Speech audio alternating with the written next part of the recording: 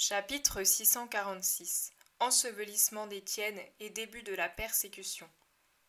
Le 8 août 1951. Il fait nuit noire, car la lune est déjà couchée, quand Marie sort de sa maison de Gethsémani avec Pierre, Jacques fils d'Alphée, Jean, Nicodème et Simon le Zélote.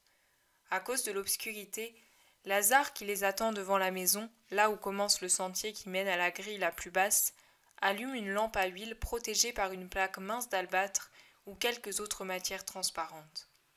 La lumière est faible, mais en la tenant en bas vers la terre comme on le fait, elle permet de voir les pierres et les obstacles qui peuvent se trouver sur le parcours. Lazare se met à côté de Marie pour qu'elle, surtout, puisse voir clair. Jean est de l'autre côté et soutient la mère par un bras. Les autres sont derrière en groupe. Arrivés au Cédron, ils le longent de façon à être à moitié cachés par les buissons sauvages qui s'élèvent près de ses rives. Le bruissement de l'eau couvre le bruit de pas des voyageurs. Ils suivent toujours la partie extérieure des murs jusqu'à la porte la plus proche du temple, pénètrent dans la zone inhabitée et déserte et arrivent à l'endroit où Étienne a été lapidé. Ils se dirigent vers le monceau de pierres sous lequel il est à demi enseveli, et en enlèvent les pierres jusqu'au moment où le pauvre corps apparaît. Il est désormais livide, dur, raidi à la fois par la mort et par les coups et les pierres qu'il a reçues. Pelotonné sur lui-même comme la mort l'a saisi. Marie, que par pitié Jean avait tenu éloignée de quelques pas, se dégage et court à ce pauvre corps déchiré et sanguinolent. Sans se soucier des taches que le sang coagulé imprime sur son vêtement, Marie, aidée par Jacques fils d'Alphée et par Jean, dépose le corps sur une toile étendue sur la poussière, dans un endroit sans pierre. Avec un linge, qu'elle trempe dans une petite amphore que lui présente Simon, elle nettoie comme elle le peut le visage d'Étienne. Remet en ordre ses cheveux en cherchant à les ramener sur les tempes et sur les joues blessées, pour couvrir les horribles traces laissées par les pierres. Elle nettoie aussi les autres membres et voudrait leur donner une pose moins tragique. Mais le froid de la mort, arrivé depuis plusieurs heures déjà, ne le permet qu'en partie. Les hommes plus forts physiquement et moralement que Marie, qui semble de nouveau être la mère douloureuse du Golgotha et du tombeau, s'y essaient à leur tour, mais eux aussi doivent se résigner, après bien des efforts, à le laisser tel quel. Ils le revêtent d'un long vêtement propre, car le sien a été dispersé ou volé par mépris par ceux qui l'ont lapidé, et la tunique qu'ils lui avaient laissée n'est plus qu'une loque déchirée et couverte de sang. Cela fait, et toujours à la faible lueur de la lanterne que Lazare tient tout près du pauvre corps, il le soulève et le dépose sur une autre toile bien propre. Nicodème prend la première toile, trempée par l'eau qui a servi à laver le martyr et par son sang coagulé, et la glisse sous son manteau. Jean et Jacques du côté de la tête, Pierre et Simon le Zélote du côté des pieds, soulèvent celle qui contient le corps, et ils repartent précédés par Lazare et Marie. Mais au lieu de revenir par le même chemin, ils entrent dans la campagne et tournent au pied de l'olivier pour rejoindre la route qui mène à Jéricho et à Béthanie. Là, ils s'arrêtent pour se reposer et pour parler. Comme Nicodème a assisté, bien que d'une manière passive, à la condamnation d'Étienne et comme il est l'un des chefs des Juifs, il connaît mieux que les autres les décisions du Sanhédrin. Il avertit donc le groupe que l'on a déchaîné et ordonné la persécution contre les chrétiens, et qu'Étienne n'est que le premier d'une longue liste des noms déjà désignés comme partisans du Christ.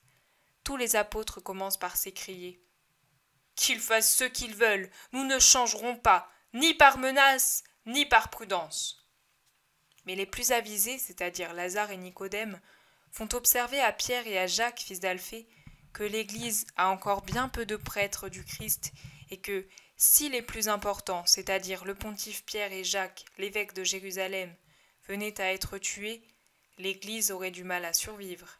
Ils rappellent aussi à Pierre que leur fondateur et maître avait quitté la Judée pour la Samarie pour ne pas être tué avant de les avoir bien formés, et comment il avait conseillé à ses serviteurs d'imiter son exemple jusqu'à ce que les pasteurs soient assez nombreux pour ne pas laisser craindre la dispersion des fidèles par suite de la mort des pasteurs.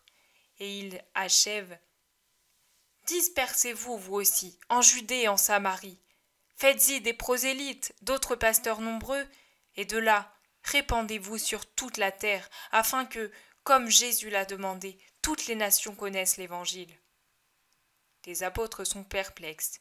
Ils regardent Marie comme pour savoir ce qu'elle en pense. Et Marie, qui comprend ses regards, dit « C'est un bon conseil, suivez-le. Ce n'est pas de la lâcheté, mais de la prudence. Jésus vous l'a enseigné. Soyez simples comme les colombes et prudents comme les serpents. Je vous envoie comme des brebis au milieu des loups. Gardez-vous des hommes. » Jacques l'interrompt.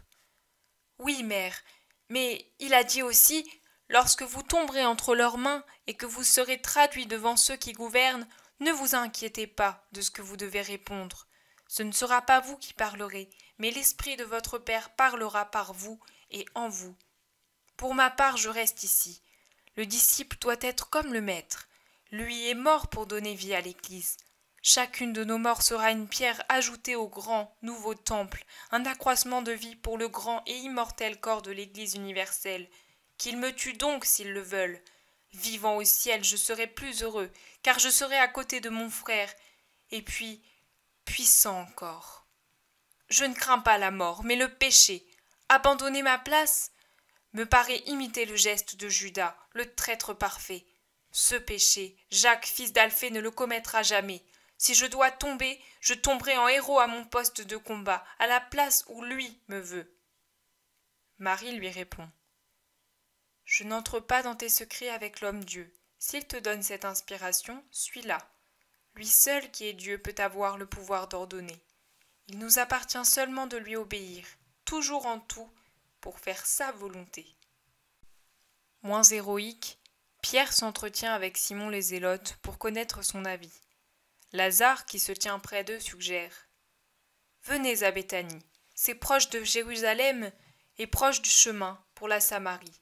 C'est de là que le Christ est parti, tant de fois pour échapper à ses ennemis. » Nicodème propose à son tour « Venez dans ma maison de campagne, elle est sûre et proche aussi bien de Béthanie que de Jérusalem, qui plus est, sur la route qui mène par Jéricho à Éphraïm. » Non, mieux vaut la mienne, elle est protégée par Rome, insiste Lazare.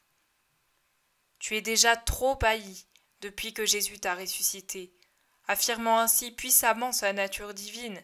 Réfléchis que c'est pour ce motif que son sort fut décidé. Il ne faut pas que cela décide du tien, lui répond Nicodème. Et ma maison, qu'en faites-vous?